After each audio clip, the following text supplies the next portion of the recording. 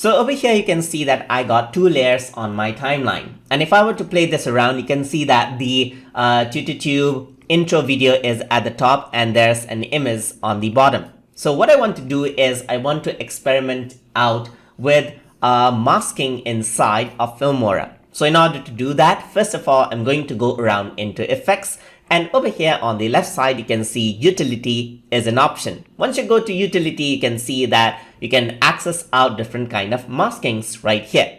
So image mask is one of them. So image mask is simply a layer with a circular hole on it, which allows you to see beneath it. It's not actual masking, but it's actually a certain effect. So you can go around and choose around different shapes of masking, and you can go around and change this around. As you can see, you can change around the width and height and feather to get different looks.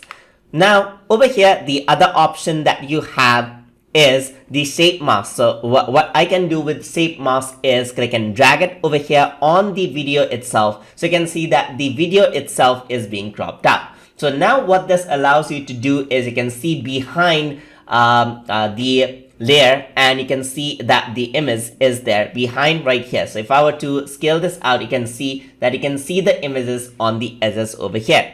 If I were to go over here and double click on it, you can see video effects has been added right here, and shape mask is available over here on the layer. So you can go around and change the parameters just like this, increase and decrease the feather, invert the mask right here, increase and decrease the height of the mask according to what you like.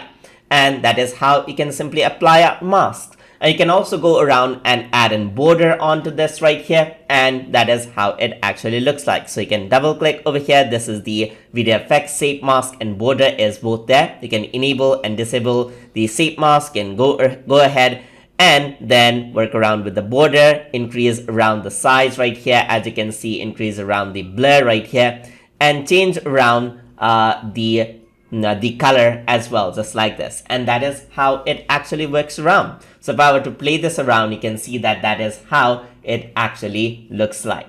And that is how you can work around with masking inside of Filmora. So hope you guys learned something as always. And as always, please like, comment, share, and subscribe.